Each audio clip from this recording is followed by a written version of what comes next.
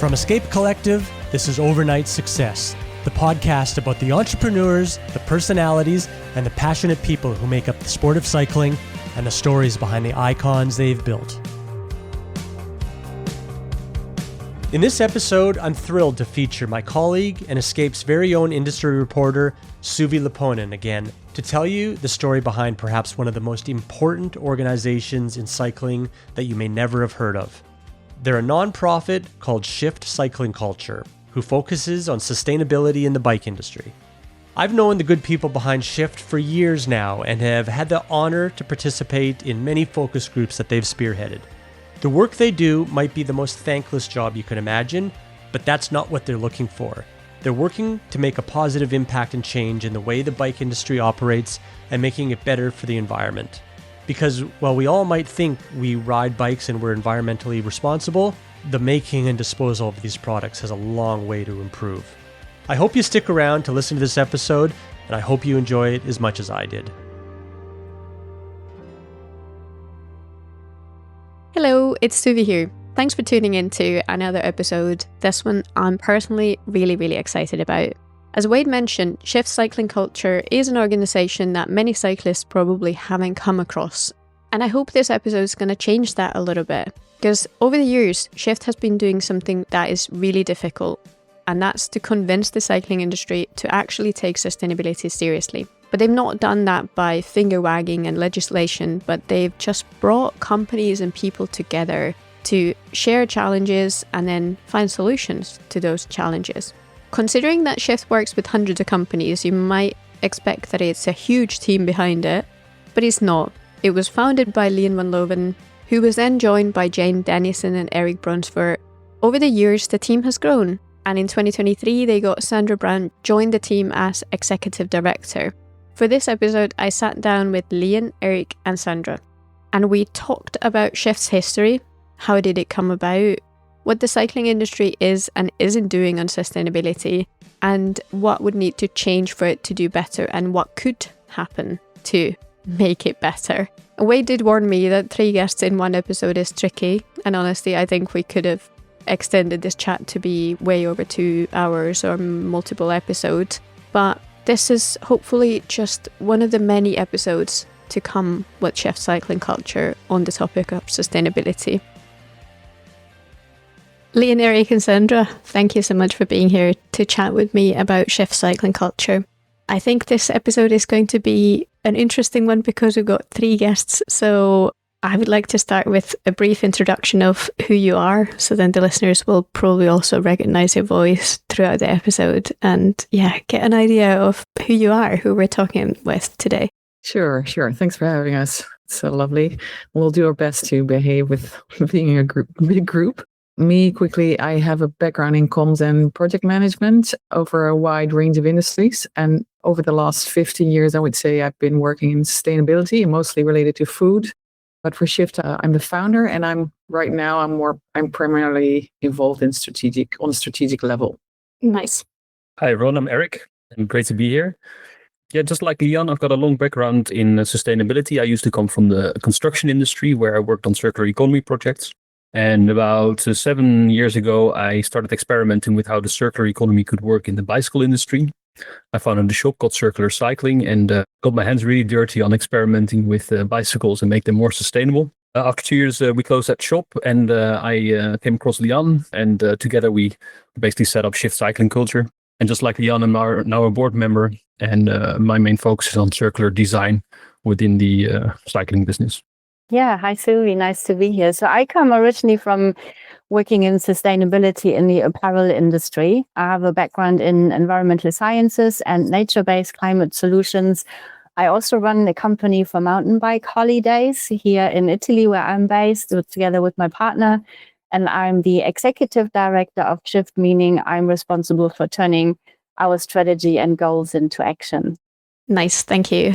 Let's start with the obvious question, I guess, which is, what is Shift Cycling Culture? Not everyone necessarily knows what the organization is and hasn't had any contact with it. So Lian and Erik, you're co-founders. So would you like to tell where did the idea come from and what made you think that the industry needs something like this?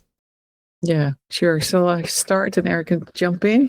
It really started from my background in sustainability and food and getting on the bike a lot and speaking to more and more people within the network. I already sort of spoke to a lot of international cyclists and people working in the industry. At some point, I just really realized this conversation around sustainability of the industry is not really happening. That was indeed like 2018. And then just thought it would be good together with a group of those representatives that were friends of mine say, okay, let's get together and see if this is something that can be a bit more than just having these conversations between us. That's where Shift started. And it was very much focused on having these conversations, creating awareness with cyclists, but also within the industry, because, it's quite a tight knit group, as you also know. So people that are on the bike often also work in the industry. And like Eric said, then quite soon after that, we met and he was working on similar stuff and come to the same conclusions. And we decided to join forces. And then quite soon after, Jane came on as well.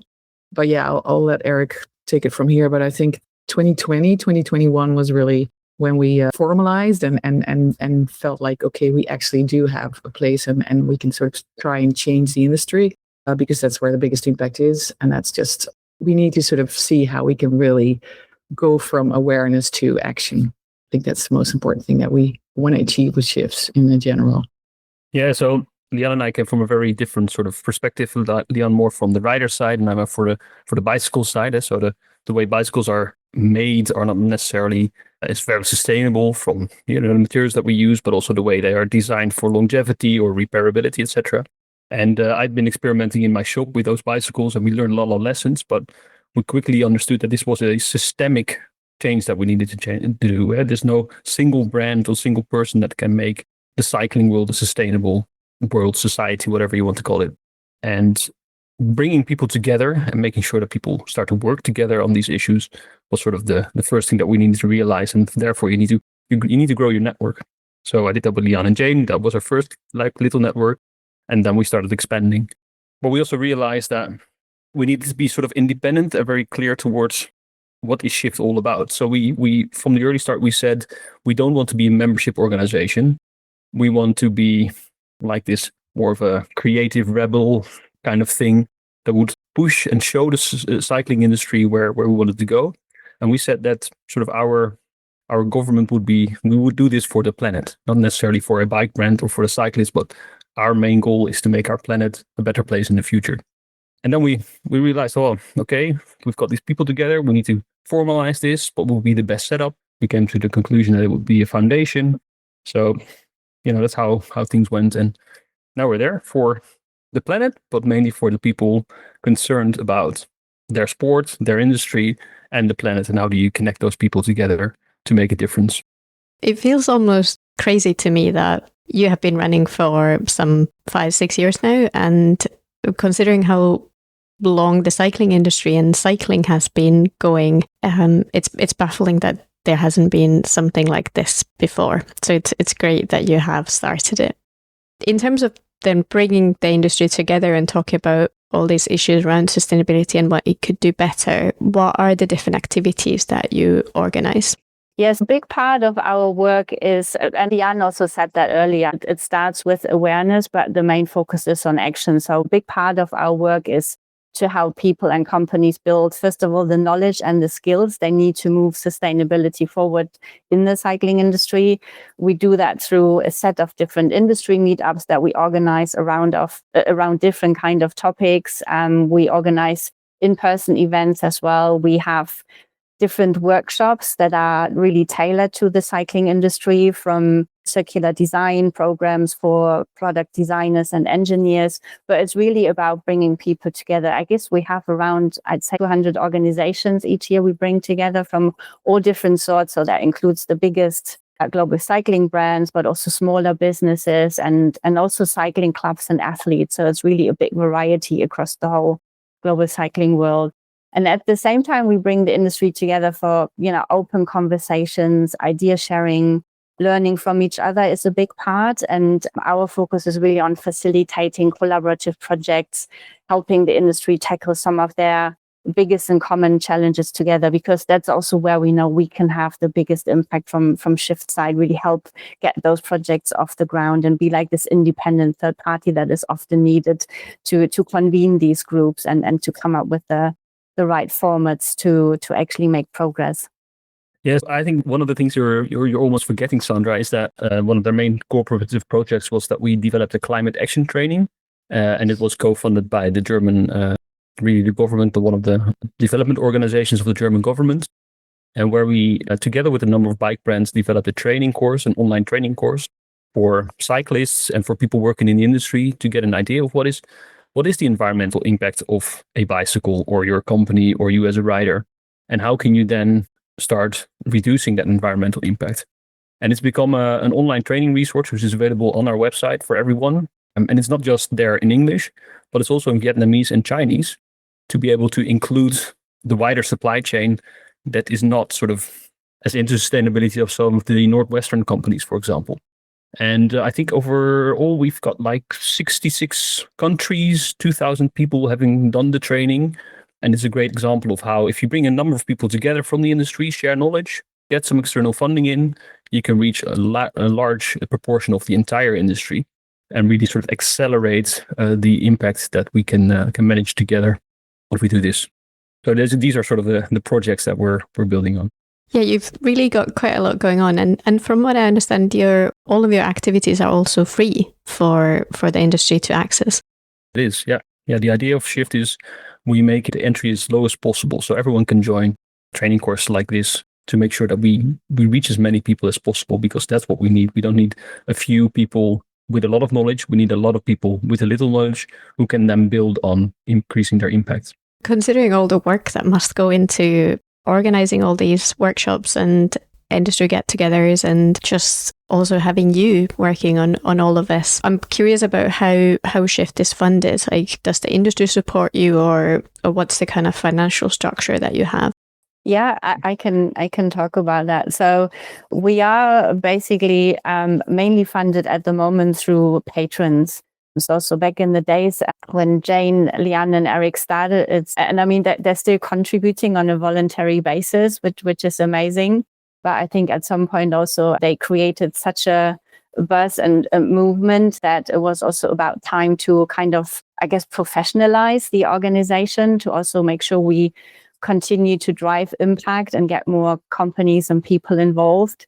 But it was also, of course, the question how to fund that. And as Erik said, because the most natural way was to be a foundation and not a membership organization, which comes then with the big question, how do you fund all the great work that you do? So and all the things that we would like to get off the ground. So we started off with a patron program, which basically means we have a group of companies who are contributing or supporting us on a financial basis as well.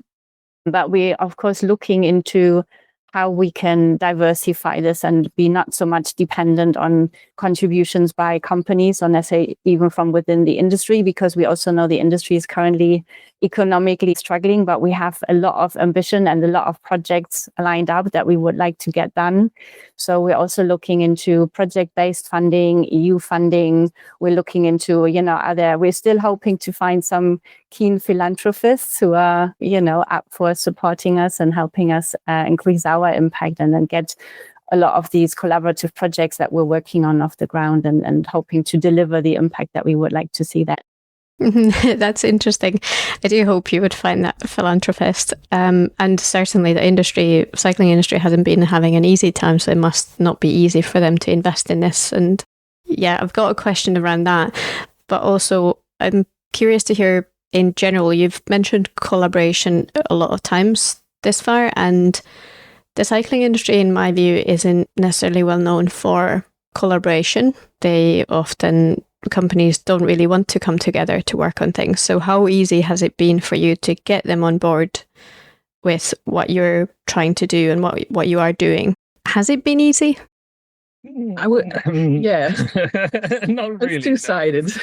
Yeah.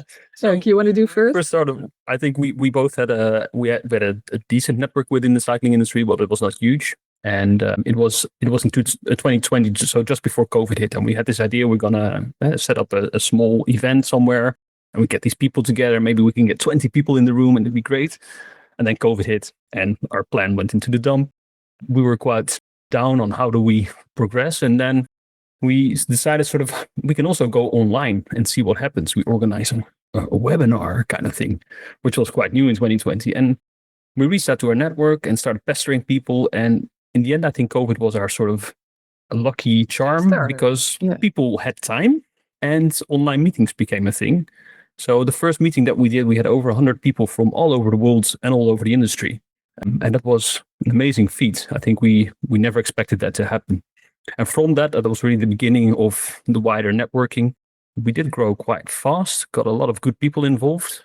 So yeah, I think if I look back at 5 years of shifts, I think we've made a huge progress. And I'm quite happy to see where we are.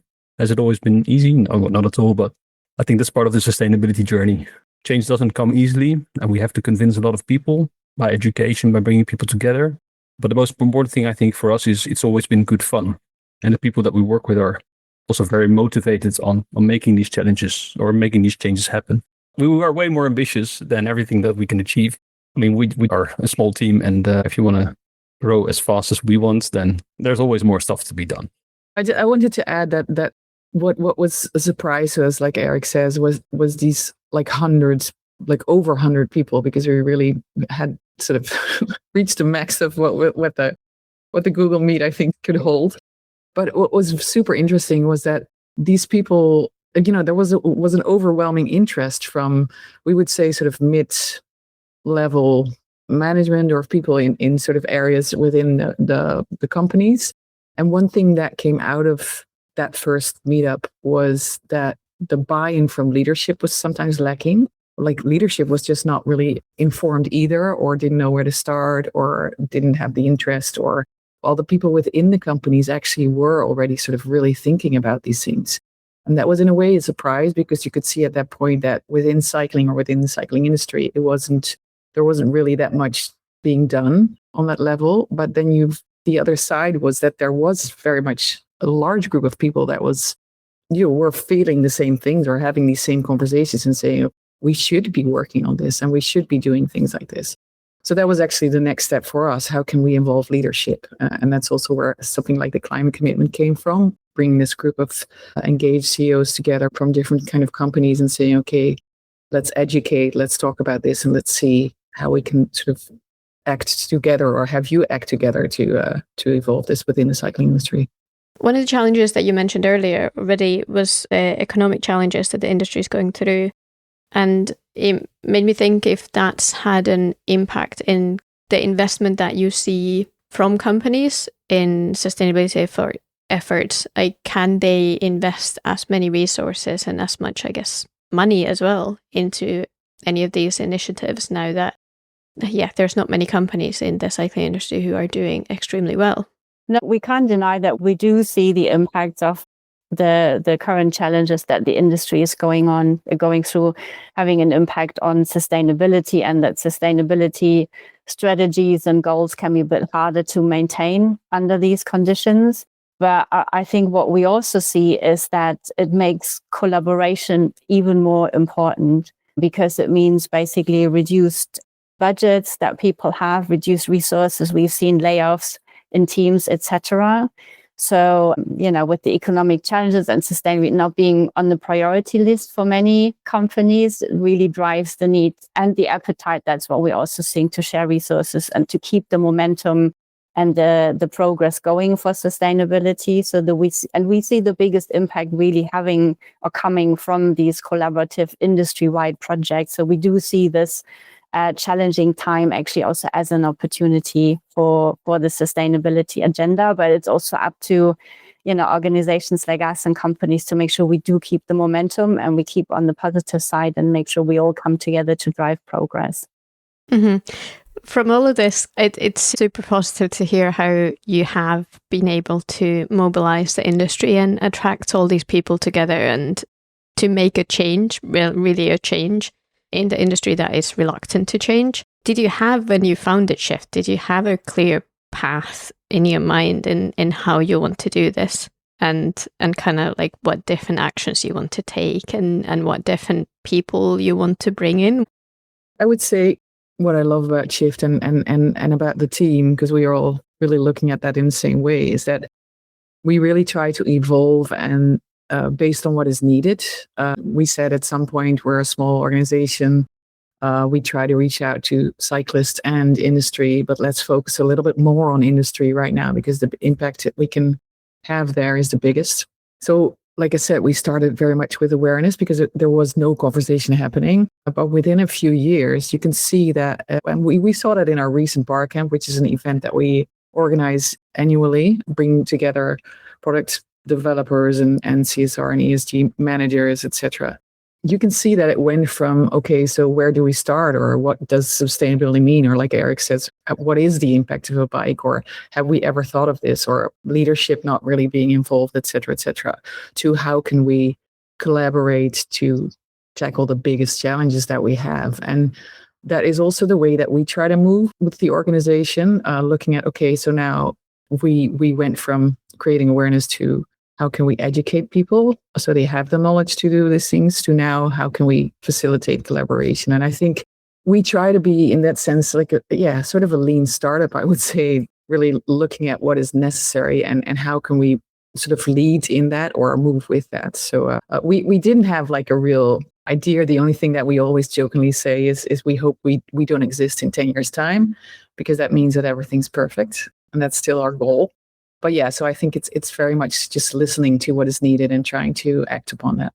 Thank you for that, Lian. That brings us very, very smoothly into my next question, which was around the challenges that there are in terms of sustainability in the cycling industry. So, like, what are the actual issues that you're trying to address with all that you're doing with Shift? And more broadly, like, what are the issues that the cycling industry is facing from sustainability perspective? And because all three of you, you're sustainability experts, I also wanted to ask you some questions about what could be done that isn't necessarily being done yet, and what your view is on certain matters like racing and the product development and compatibility and repairability. So I think let's start from the broader view. What's the main challenge that the cycling industry has in terms of sustainability? Yeah, so our name is Shift Cycling Culture, and I think it's all in that last word, culture. The bike industry has been very sort of local when it comes to urban transport. I'm living in the Netherlands. We use bicycles every day. Almost everyone does. And then there's the sports side of business. And in the sports side, it's very much about performance and saving a few watts or making it a few grams lighter, etc. And it's very much ingrained in everyone's brain, it seems, sometimes in the bike industry. So we've created this linear economic system where we try to sell as many bikes as possible to as many people as possible. And at the same time, we're forgetting that the bike is also a wonderful tool for getting people out of cars and out of buses and out of motorcycles onto a healthier, more environmentally friendly way of transport. And doing something different from what we've been doing for the last 15 or so years on that performance, on the measurable performance, is where we need to make the biggest change. So going from a bike is better because it saves you 2 watts to a bike is better because it lasts longer or because the environmental impact is longer. It's also a performance indicator, but not one that is currently sort of talked about so much. And I think that's the biggest challenge that we face, is that we need to have this mind shift, that bikes are not there for the elite that can spend a lot of money on the last few watts, but that we should make our sport more accessible for more people and use the sport as an enabler to create bicycles for a wider range in the population, because they are longer lasting and hopefully also at some point cheaper to operate over the entire life cycle of the bicycle. I could not agree more with you, Erik, on that. And I think it's such an interesting juxtaposition. I think that's the word, juxtaposition. The performance and the kind of practical side of cycling and the fun side of cycling. I constantly think about it because I grew up in a culture where cycling is very much the practical option for transport. And now I live in another world through my job as well, where performance is what I spend a lot of time thinking and writing about. Just as we're recording today, actually, I could not help but think about it when you were speaking. There were 2 new aero bikes launched, and they're X watts faster and they're X grams lighter, and all of that just does make me question, like, Is the industry really adopting any better practices, and is it changing for the better? Yeah, well, Focus is a good example of how you can do different. So the guys have been involved in our network for a very long time, and they started to look at carbon fiber, which is a high performance material, and it's probably the best material for mountain bikes and road bikes at the moment. But they looked at how can we do that differently. So they looked at the recyclability of the thermoset carbon fiber, which is very hard, if not impossible. And they came up with a thermoplastic alternative. And that frame can be recycled at the end of the lifetime. So they still say we're not perfect, but at least we're making a big jump towards a more sustainable alternative. And they're not selling it as faster or lighter or whatever, but they're selling it, it's made to shreds. So you can shred it at the end of the lifetime. So you can recycle it into new carbon fiber frames. So there's definitely something going on, but it's definitely not going as fast as we would like it to go. Yeah, and I think if you say, do they adopt it? I think what is or there should be more variation in the goal that you have with your product, because yes, there will be a market for that sort of high performance, 2 grams lighter to, I don't know, whatever, faster. But what we said before, there's this huge group of people that enjoy the bike in a different way and just want it as a tool to be having an adventure or to cycle to work, or they have different needs. And then longevity and repairability that comes out of our pulse check as well, and in other consumer surveys is something that a lot of consumers want and need. And then you get to the level of the linear model that most businesses have now is about selling more product, which means that you still have to come up with new sort of gadgets and little steps to show that you're different than the competition, or that it's worth getting a new bike or getting new apparel, et cetera, et cetera. If you look at those kinds of things in a different way, there's examples there. The swap fees where we just had our Barcamp event. But if you have like a service model instead and say, okay, we own the bike, you ride it, we will service it for you, or we will change things if they're broken, or then the incentive for a company is to keep some things in longevity, like the longevity a lot longer than if you just want to sell and resell and sell another product. Those are like big changes, of course, in a business model and in an industry. But I think there is a market for all these kinds of sort of goals that you have with your bike and uses that you have with your bike that can really help change these like never ending races for new products. And that is actually where we really should be going. But yeah, that's not an easy fix within, a couple of years. We get that. You do see that, you do see that emerging in cycling and also outside of cycling. Yeah, there's certainly, there's some positive examples there as well. And even if, Focus is that thermoplastic project didn't necessarily go well, but it's a great example of what the industry is trying to do to be more circular and take sustainability into account when designing their products. You mentioned, Lian, there, Pulse Check, which is your annual survey. Would you want to talk a bit about that? Because you have a really great insight through that into what the industry thinks is happening with sustainability, but then also what consumers are thinking. What is the Pulse Check that you do? On an annual basis, our Pulse Check, it's basically a way for the industry, or for us also a way to check in on where the industry is and to be transparent about progress and identifying ways where or areas where we need to become better, but also for us in a way to find opportunities for collaborative action. And as you said, on the other side, it's also a survey for consumers to let the industry know, the companies know, what is it that they actually would like to see happening, and also what they feel like is actually going on. So, and this is one of the biggest differences that we see in the last couple of years, actually both coming out of it, is that in general, the industry representatives are much more optimistic about sustainability progress than the cyclists are. And I guess there's, different reasons that we also, of course, look into how to explain that. And I think some of the other results of the Pulse Check help to shed some light on why this is. Because also the people working in the industry, of course, have much more insights into what's actually going on, what they are working on, how the industry is progressing. And one of the big challenges is that not many companies are speaking about it yet. So they're quite, shying away about talking about the progress and the projects that they have been working on. So that's often the case that cyclists just don't know what is actually going on, what kind of projects companies are working on, where do they make improvements, but also what are the areas where they still know they need to tackle, but just don't know how yet. So companies still don't really talk much about that, unfortunately. So that's one of the biggest differences we see. But there's also areas where we actually see pretty much cyclists and the industry align on what's the way forward. So also industry representatives know that, it's not the big innovations that move this forward. It's about like longevity, durability, repairability of products. And this is exactly what cyclists are also calling for in the survey. So you can see that most of them say, I actually just want to ride my bike as long as possible and have ways of repairing it instead of replacing it on a yearly basis because there's a new innovation or a few grams later or more what's coming out. So it's a lot of great insights actually in the report. So it's I think about 50 pages or so. It's quite a it's quite a bible of what is actually going on in the industry. I find that aspects of the difference, the gap between the consumer and the industry perspective on this really fascinating. Every time I see the pulse check results, it's always quite a big gap. And then when you talk about the industry not wanting to talk about this is something that, again, I also see when I'm interviewing companies about anything to do with sustainability. For example, like aluminium that I've covered or carbon fiber.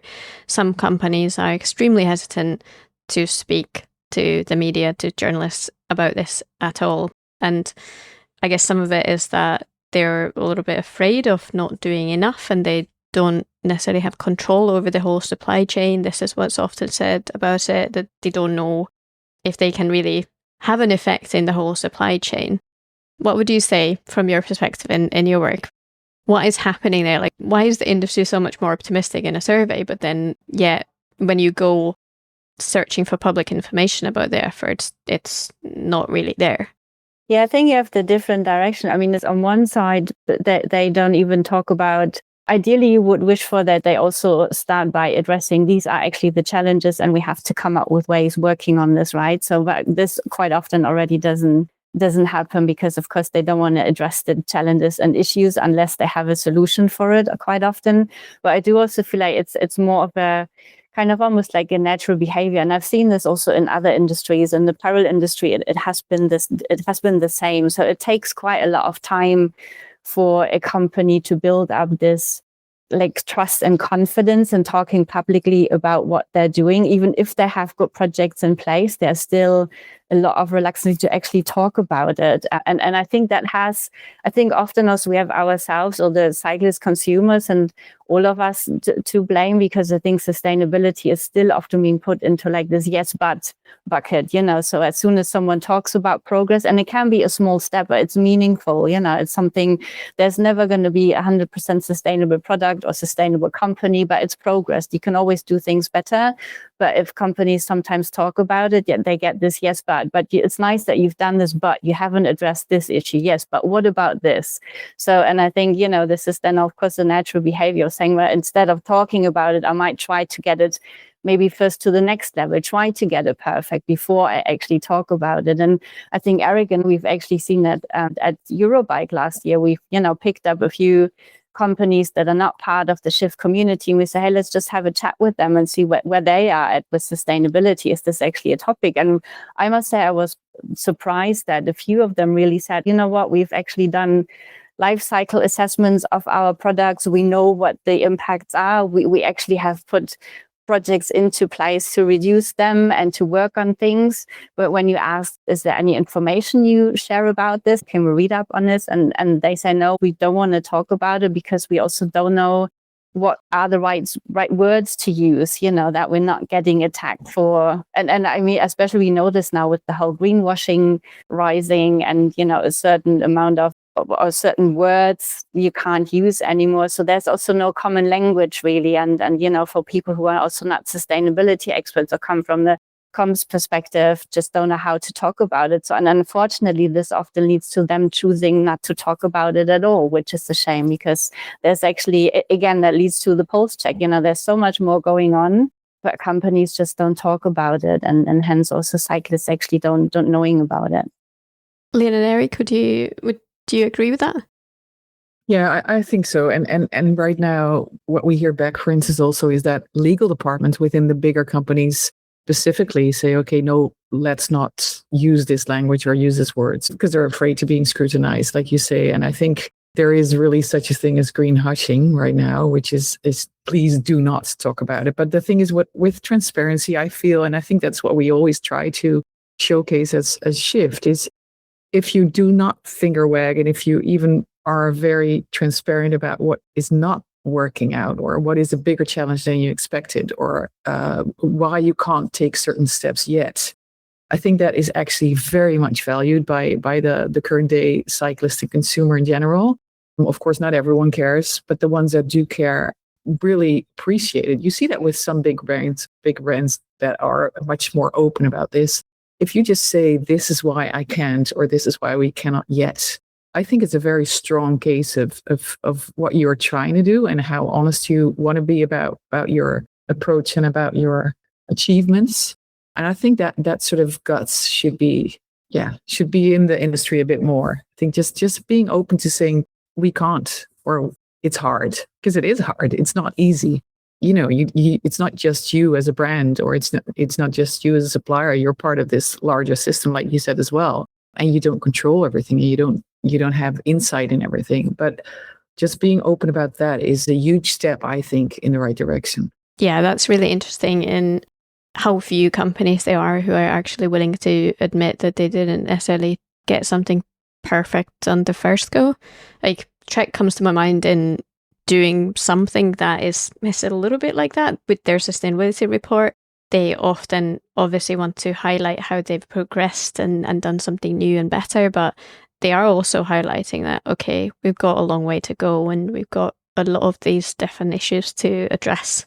Yeah, I would like to add one more thing, because I think that's the same thing with cyclists or just speaking up in general, right? Because it's not just the industry. I think what I found, like what we found, like in the early years, especially when we were having conversations with cyclists more over the years, for sure. But I mean, with a focus there, people definitely, if they have a platform, they are usually sort of scared, to get trolled because they say something about sustainability, and the very regular answer is, oh yeah, but you fly around the world, so what are you talking about? And I think, again, that is something that we should really step away from as a society in general, just not like doing the blame game and wagging fingers at people that at least sort of say, this worries me, because we do not live in a society where you can make the right choices every time. It's just not possible. I mean, there's no huge, great alternative for flying around the world yet. And yes, you can, of course, look at your own actions there and say, why do I fly this much? Can I sort of try and arrange this in a different way? Or can I try to reduce my impact in another way? But just not being afraid to talk about it would be such a win. And yeah, it's one of the reasons that we also want to organize an athletes meetup in June. It's going to be 23rd of June, to talk about that with a couple of athletes coming from cycling, but also from outside of cycling, who have dealt with that and said, look, I have a platform, I find this important, and I want to sort of speak up about it.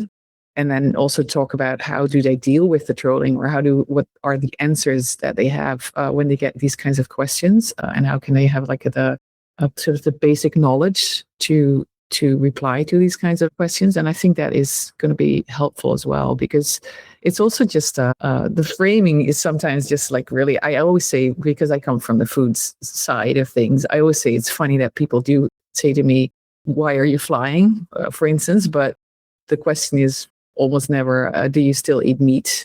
Or, well, that has an impact too.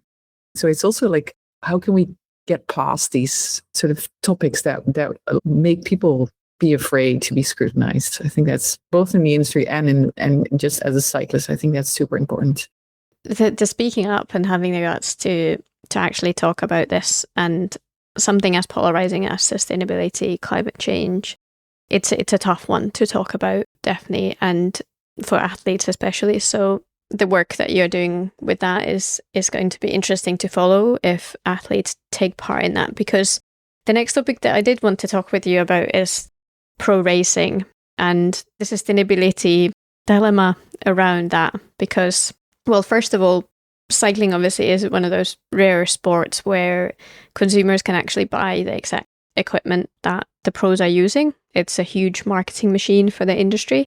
But increasingly in the last few years, there's a lot of very questionable sponsorship going on in the racing scene. There's loads of pro teams, World Tour teams that are sponsored by oil companies or otherwise very unsustainable sources. British Cycling is sponsored by Shell. So what's your take on the pro racing and sustainability around it, and how can the two coexist, or can they, and what are the issues there? So yeah, the flying circus is going to be really hard to reduce the carbon emissions of all the people flying around the world for training camps, for racing, for commercial activities, whatever. The sponsorship is definitely an important part there as well. I think the UCI could definitely improve their calendar to reduce the number of flights required to make the whole circus go from A to B. But that's a UCI with the teams thing, which is also a cost reduction and probably is also good for the mental and physical health of all the riders that don't have to jump on planes all the time. And the second thing is, I think there's a huge opportunity for racing to create bikes that last longer, and that we can trickle down that technology towards lower tier bikes and potentially even make it a source of innovation to create bikes that can also, be used in Africa and India, where billions of people currently don't have access to bicycles because they are just too crappy when the price gets to a reasonable level that people can actually afford in those areas. So if we have rules and regulations on, say, for example, the maximum number of bikes or wheel sets or chains or even mechanics that a pro team can use during a season, you would build in this incentive to create products that last longer and or easier to maintain and repair. If we can get that mindset into racing, then I think we can really shift the culture of the entire industry, not go for the last watt saving, but can you imagine what would happen if someone punctures and there's no more spare wheels on the car?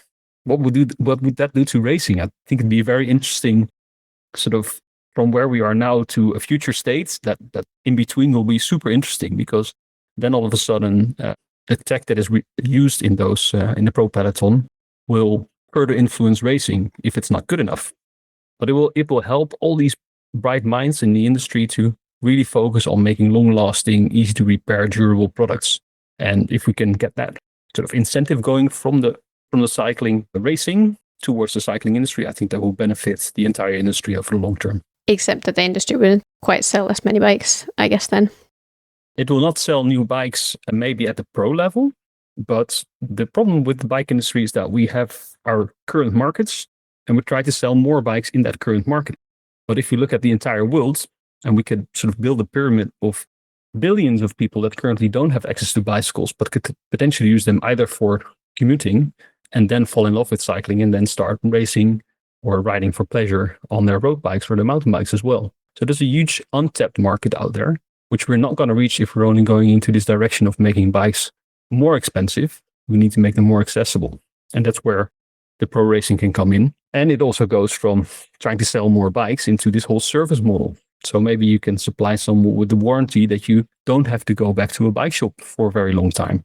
And if you have to, you pay a reduced fee because it's easier to maintain and repair it and make your brand more attractive in that sense. Mm-hmm. So there's definitely options on how to monetize longer lasting products by increasing the market size and by giving the customers ease of mind that, yes, you buy my products, but it will last longer than my competitors and it will give you a competitive edge as well. And if you can show that in pro racing, there's no better podium to do that, right? Yeah, I think for one, what Erik just said about, or we already discussed about longevity, but there's of course also just making the bikes more sustainable, the materials and everything. So if you have a lower impact of the bikes, and if it's more, but it's completely circular, that's also of course a solution that will help. But getting back to the racing scene, I think this is definitely where the sort of peer pressure and platforms of the bigger names within cycling are super interesting, because if you do get more people speaking up about this, Maeve Plouffe recently sort of addressed the Tour Down Under sponsor, which she does not feel comfortable about, and riding in that tour. And she's a, she has a big platform. She's just open to discussing that, or at least asking those questions, like, why do we have sponsors like this? And I think it's showing guts. Not everyone can do that or has that yet, but I think if you have more of these names that are making pro cycling so spectacular, then it will really affect teams and the whole flying circus, as it was called really nicely. I think that is a very important part of changing any system or any situation, right? Having that sort of pressure, that public pressure growing, will change how it is perceived. And I think that is one of the things that could, that we can be more supportive as Shift, but also other organizations can be more supportive of. Like, how can you sort of facilitate that, using that platform in the right way without being afraid of it affecting your role or your place in the team, or etc.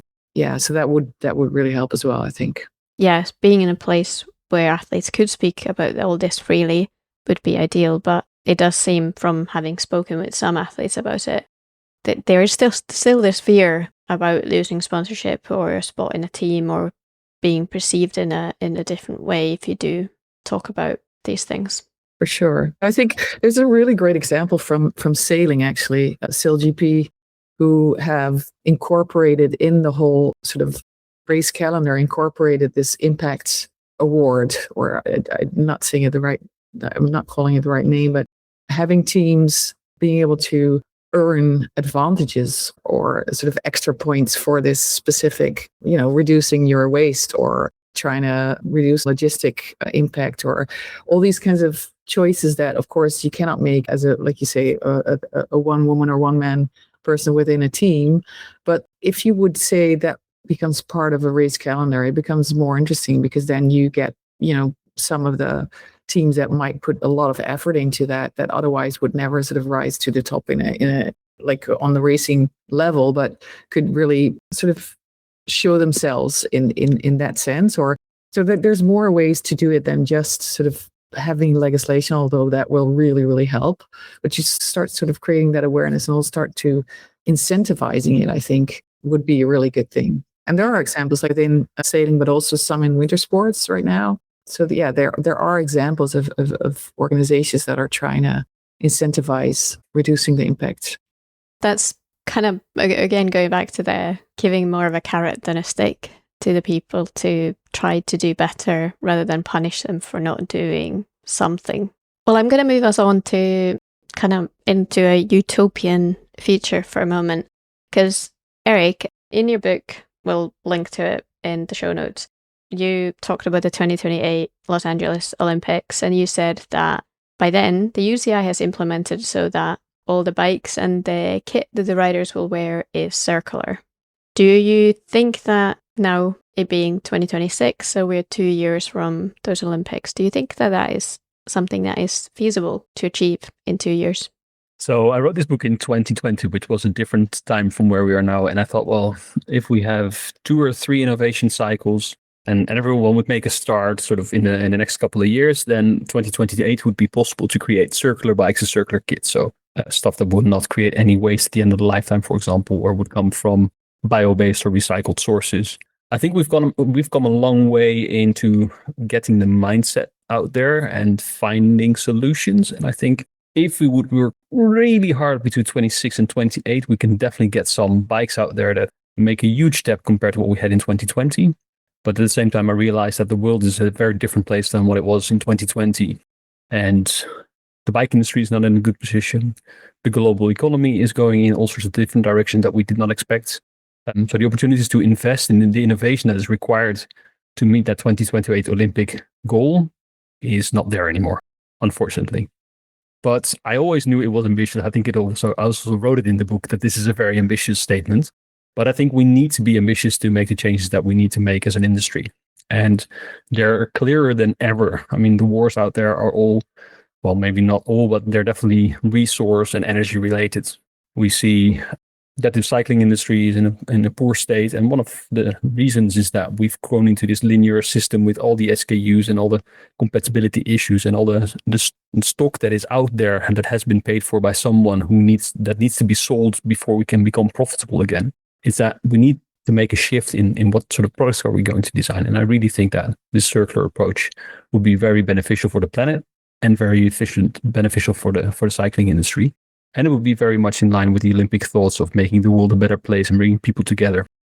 But we have not been able to mobilize the right stakeholders in that sense yet. But we're not giving up. So the next Olympics will be in 32. So there may be another opportunity to try again. And I'm sure we'll get there, because there is a lot of stuff going on in product development, not just in the cycling industry, but outside as well. And the cycling industry is going to benefit from that. I've got one question around the competitive side before we get to closing up and get to more shift-related questions. This one is about ultra racing. It's obviously been booming in the last couple of years last few years. And a lot of these races take place in quite remote places. And there's been some conversation about some of them implementing these no-fly policies so that the participants have to find a way to get to the race start by another mean than flying. And having spoken with a few close friends who do ultra races, there's very differing opinions on how good this is, this kind of putting the pressure on the individual. So instead of, for example, UCI putting in a regulation that riders have to use circular equipment, this is the organizers putting in a rule for the individuals taking part in a race to actually spend a lot more time to get to the start line of the race. So what are your thoughts on that kind of? It's a very different kind of challenge and issue, but they're putting the responsibility for the individual in these kind of situations. In my opinion, the problem I have with that, I think it is signaling that as an organization, you think this is important, and that's a good thing. It's super helpful. That's also a way of speaking up.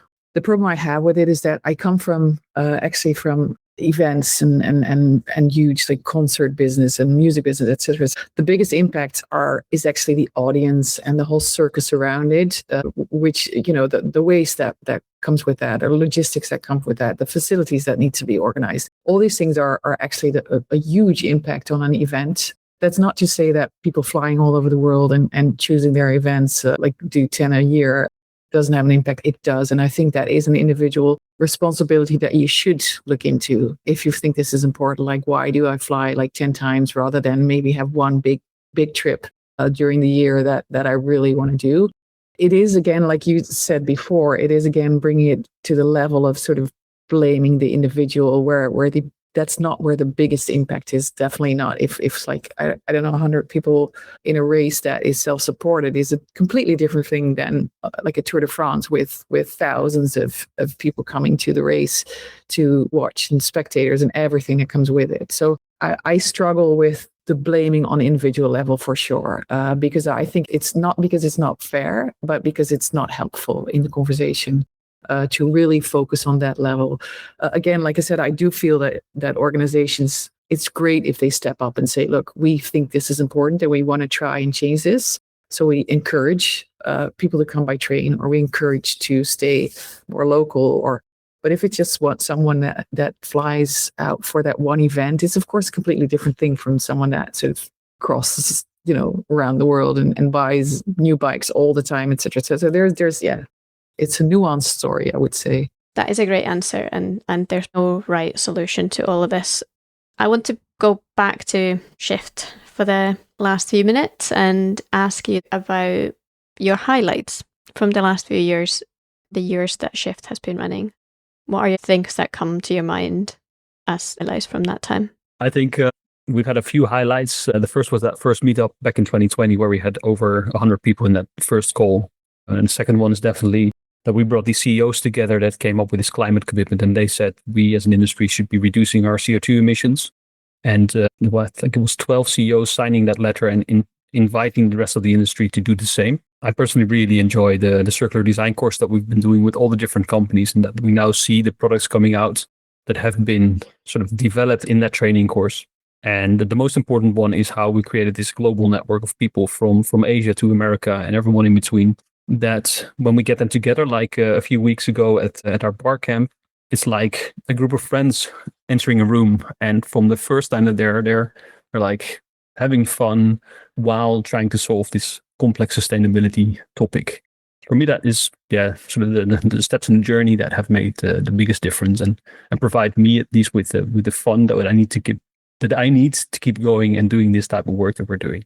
Yeah, I would very much align with that. I think it is what I love to see is how bringing people together, which is like a very vague way of saying what we're doing, but is really having its effect on everyone. And you feel people, like Erik says a couple of weeks ago, it is a tough time. You know, we're in, I feel, this perfect storm of post-COVID bubble still, the geopolitical mess of the world right now, economic mess, everything is, but also the change of sustainability that was sort of from we need to do something about it, like wider than cycling, well, we need to do something about it to how can it now sort of really support our business goals and have a financial incentive, etc.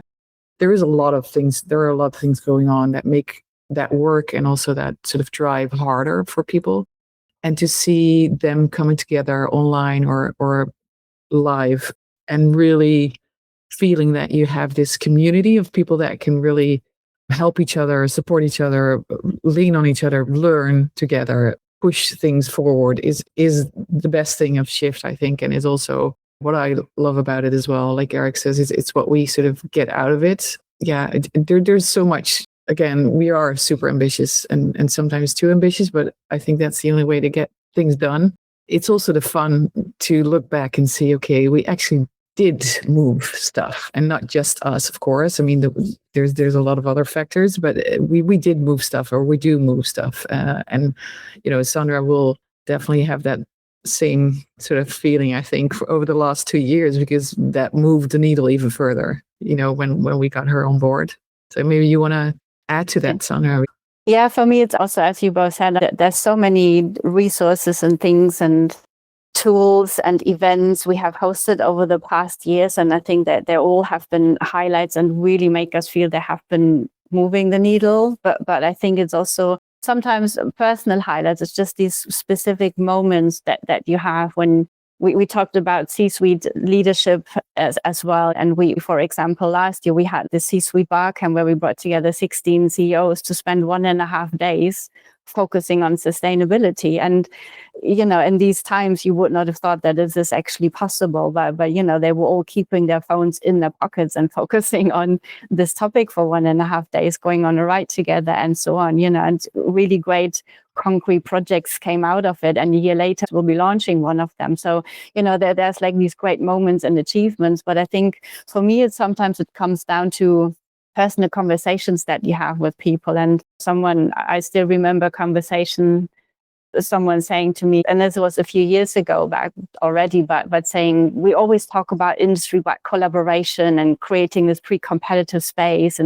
But I don't know what this actually means, you know. And then a few months later, we brought out the climate action training where 8 companies collaborated on developing a training together. And now, as Erik mentioned earlier, you know, more than 2,000 people used it. It's used across 66 countries. And that person came back to me after and said, now I know what you mean by how collaboration can look like. And it's just these moments. And, you know, these people just have increased motivation. They keep spreading the word. And I think this is on the other side also. What I feel like we are most proud of is just this community that we have built. And some call us the coalition of the willing, which is, I think, quite nice because we do have this benefit. We're not a membership organization, so we really can focus on the ones who really do want to drive things forward, who want to be engaged, who want to make a difference. And I think that's the biggest asset that we have, this collaborative drive, really, and that's what we're building on. But unfortunately, also leading to having too much of an ambition, and we have so many great projects lined up. It's just the challenge at the moment to really find in these tough times the resources to get them off the ground. But we're quite optimistic we can, and even if that means we need to look outside the industry, but we still do need, of course, a certain critical mass coming from, participation from the industry itself to really continue with the impact that we all want to see happen. Well, what about the next 5 years then? What are your ambitions for the next 5 years going forward? We will exist for 10 years, so we have to make ourselves redundant. Yeah. And that's our goal, right? That means that by then we'll have an industry that is able to work on its own in this pre-competitive space and made a huge step in reducing the environmental impact of the production and the use of bicycles, and also has gained an answer into how do we use racing as a way to, promote the bicycle as a wider tool for transportation. I think we can manage that in 5 years. That would be awesome. It's realistic, I don't know, but we're definitely going to give it a try. I think this will be the first overnight success where the aim of the companies is to be gone in the next 5 years. Well, one last question for you, which is about where people can get involved in all the activities and initiatives that you have going on. So where should people head, and do you have anywhere else that you would like to point people to go to find more about sustainability? We do have a lot available. So anyone from across the cycling world can really get involved in what we do. So people working in the cycling industry can participate in our industry meetups, events, workshops, and the different collaborative initiatives that we offer. And cyclists can participate in our climate action pulse check survey, so to really share with the cycling companies what matters to them, what they would like to see happening. We talked about this earlier, but also really using the climate action training course. So it was initially designed for manufacturing sites because that's where the production hotspots are. That's where we see the biggest driver for climate impact, but it's almost like it is a masterclass on climate action in the cycling industry for anyone, from cyclists to companies. So, we also invite everyone to have a look at this training because it's available on our website. It's for free. But the best way is really to sign up to our newsletter, have a look at our website, because there's a bunch of things going on, and anyone who is keen to get involved has the opportunity to become part of it. Great. I think one of the programs that we're working on is the e-bike battery value program. And it's happening when we're recording this podcast with 9 companies from the e-bike value chain. So not just bike brands, but also system manufacturers and also repair and recycling companies. And what we're trying to do there is also in that pre-competitive space, try to find a solution for the value loss when it comes to batteries. So they break down. Can they be repaired? Can they not be repaired? Is it allowed to be repaired? How do you bring used batteries to the market? What do you do at the end of the life with those batteries? How do you collect batteries, etc., etc., etc.? And there's a lot of value loss when it comes to the batteries. And with these 9 companies, we're working on towards a program, a multi-year program to solve some of those cross-country, cross-industry issues. Also in relation to the upcoming EU regulation about the battery passport and the battery repair. And this is a very good example of something that no individual company can do on their own. It's very much sustainability minded. So it's about the resources that go into batteries, and it's about the resources that come with the bike, that if a battery is dead, that some people throw away the entire bicycle. So how can you reduce that waste, make it a more sustainable product? And it's about cooperation. That's what we're currently pushing very hard to go from a workshop series towards a decent plan for the industry, so we can get hopefully a good bit of funding from, for example, the European Union to make this a long-lasting project that can solve some of those issues in the e-battery value chain. So if there's any listeners out there that are having headaches when it comes to bike batteries, please do reach out to us as well, and maybe you can become part of this long-term project where we can turn this headache into an opportunity to make bicycles more attractive for more people and reducing some waste at the same time.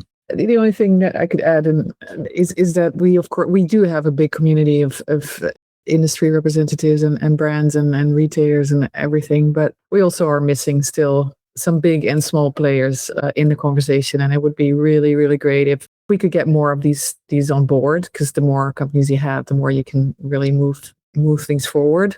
And I just wanted to encourage people, because that's also how it started with many of the brands that are now engaged on a leadership level.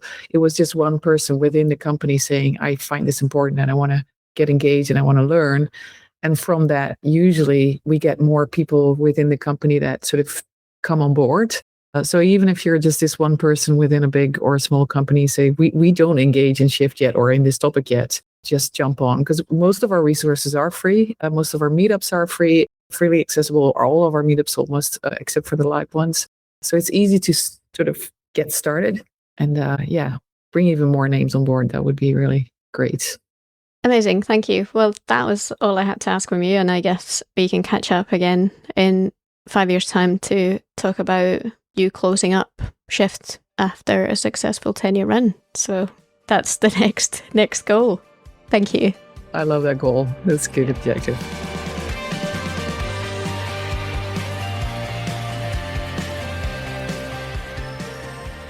More from Suvi coming, and until next time, thanks for listening to Overnight Success from Escape Collective. This episode was produced by Red Bricks Media.